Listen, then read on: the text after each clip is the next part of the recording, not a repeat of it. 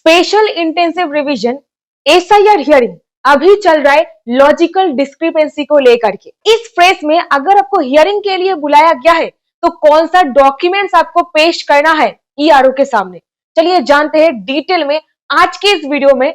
और 15 जनवरी 2026 को एक लेटेस्ट नोटिफिकेशन जारी करी गई है इलेक्शन कमीशन ऑफ इंडिया के द्वारा। क्या कहा गया है उस नोटिफिकेशन पर, आइए चलिए पता करते हैं। सबसे पहली बात, इस नोटिफिकेशन पर क्लियर शब्दों में लिखा गया है 10th एग्जामिनेशन के लिए जो एडमिट कार्ड हम लोग इस्तेमाल करते थे उसको एक बर्थ सर्टिफिकेट के रूप में, क्योंकि 10th के एडमिट कार्ड पर आपका डेट ऑफ बर्थ लिखा हुआ रहता है और इसीलिए इस डॉक्यूमेंट को एक डेट ऑफ बर्थ सर्टिफिकेट के रूप में भी इस्तेमाल किया जाता था। लेकिन इलेक्शन कमीशन ऑफ इंडिया का कहना है कि एसआईआर हियरिंग के दौरान इस पर्टिकुलर डॉक्यूमेंट को हम लोग इस्तेमाल नहीं कर सकते हैं। तो यहीं पर एक छोटी सी रिक्वेस्ट है, वीडियो को एक लाइक, चैनल को सब्सक्राइब और जरूर इसे अपने दोस्तों के साथ शेयर कीजिएगा, क्योंकि शेयरिंग इज केयरिंग। ये नोटिफिकेशन जारी करके इलेक्शन कमीशन ऑफ इंडिया अभी बोल रहे हैं क्लास 10th का जो एडमिट कार्ड है क्या उसको एसआईआर 2026 के लिए एक वैलिड डॉक्यूमेंट मान सकते हैं। तो इलेक्शन कमीशन ऑफ इंडिया के द्वारा जारी करी गई इस पर्टिकुलर नोटिफिकेशन के तहत क्लियर शब्दों में कहा गया है, ये रहा नोटिफिकेशन तारीख और ये है वो नोटिफिकेशन। यहाँ पर कहा गया है admit card as a valid document can not be accepted. Subject में देखिए लिखा गया है प्रोपोजल फॉर एक्सेप्टेंस ऑफ माध्यमिक class 10 within bracket class 10 admit card as valid document in SIR 2026 West Bengal State regarding। अब नीचे देखिए क्लियर शब्दों में लिखा गया है class 10th admit card as a valid document cannot be accepted to, यानी कि क्लास 10 का जो एडमिट कार्ड है आप उसको इस्तेमाल नहीं कर सकते एसआईआर हियरिंग के दौरान।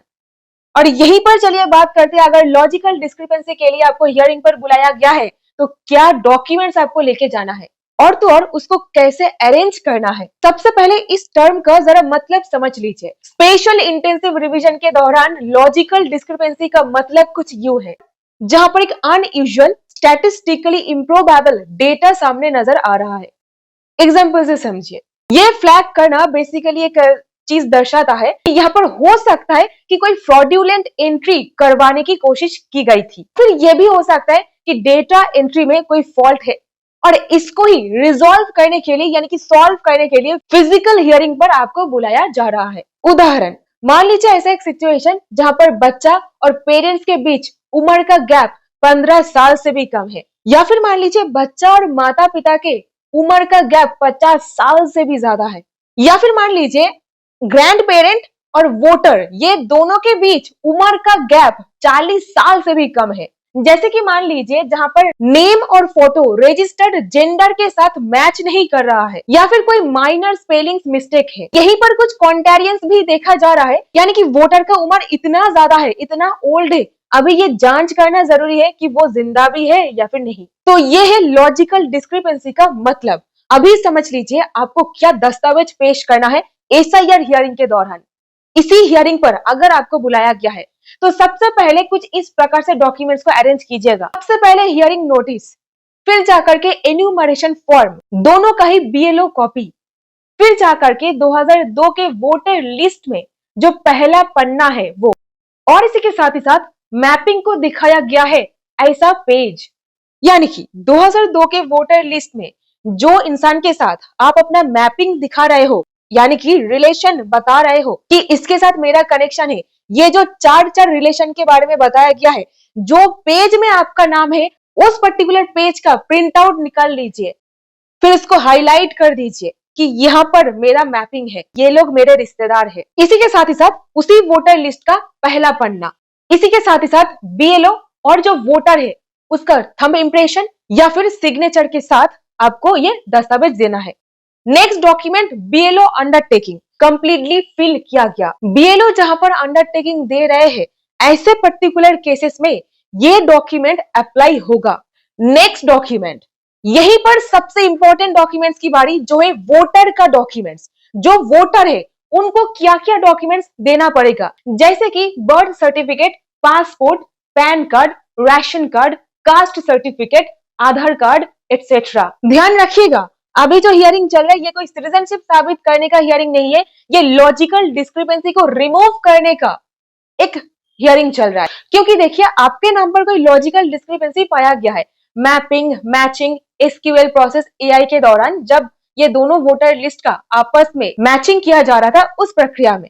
तो यही लॉजिकल डिस्क्रिपेंसी को हटाने के लिए आपको बुलाया गया है। यहीं पर नेक्स्ट डॉक्यूमेंट की बारी आपके पेरेंट्स का डॉक्यूमेंट्स, माता पिता का ये सारे डॉक्यूमेंट्स आपको देना पड़ेगा। और यहीं पर जस्ट छोटी सी सजेशंस, जो सारे डॉक्यूमेंट्स आपके पास है आप उसको लेकर के चले जाइए एक फाइल में भर करके, जो आपसे मांगा जाएगा आप बस उसको निकाल करके दिखा दीजिए। और यहीं पर सारे डॉक्यूमेंट्स का वोटर का सिग्नेचर या फिर थंब इम्प्रेशन रहना मैंडेटरी है, यानी कि सेल्फ अटेस्टेशन करना ही पड़ेगा। यहीं पर ध्यान में रखिएगा, जो लोग थंब इम्प्रेशन दे रहे हैं किसका थंब इम्प्रेशन वो है उसका नाम नीचे लिख दीजिएगा। तो ये था लॉजिकल डिस्क्रिपेंसी को लेकर के एसआईआर हियरिंग के दौरान आपको क्या डॉक्यूमेंट्स दिखाना है। यहीं पर एक छोटी सी एग्जांपल देती हूँ। मान लीजिए कोई वोटर वो अपने ग्रैंडफादर के साथ मैचिंग दिखाया है, ठीक है ना। ऐसे परिस्थिति में उसी वोटर का फादर का एक ऐसा डॉक्यूमेंट देना है जहां पर उनके पिताजी का यानी कि ग्रैंडफादर का नाम लिखा हुआ है, वो दिख रहा है, ऐसा डॉक्यूमेंट्स आपको देना है। तो इस पर्टिकुलर केस में क्या होगा, आपका जो ग्रैंडफादर है उनके साथ आपका मैपिंग कंप्लीट हो जाएगा। तो यहीं पर मान लीजिए कोई इंसान अपने माँ के साथ मैपिंग दिखाए है, ऐसे परिस्थिति में कौन सा डॉक्यूमेंट्स लगेगा। यहाँ पर मैपिंग एस्टैब्लिश करने के लिए, माँ के साथ संपर्क एस्टैब्लिश करने के लिए उस पर्टिकुलर परिस्थिति में वोटर अपने एक ऐसा डॉक्यूमेंट पेश करेगा जहां पर क्लियरली फादर का नाम विजिबल है। मदर का एक ऐसा डॉक्यूमेंट देना है जहां पर फादर को हस्बैंड के रूप में मेंशन किया गया है, ऐसा एक डॉक्यूमेंट दिखा देना है उसी मदर के साथ। ये करने से आपका लिंक एस्टैब्लिश हो जाएगा।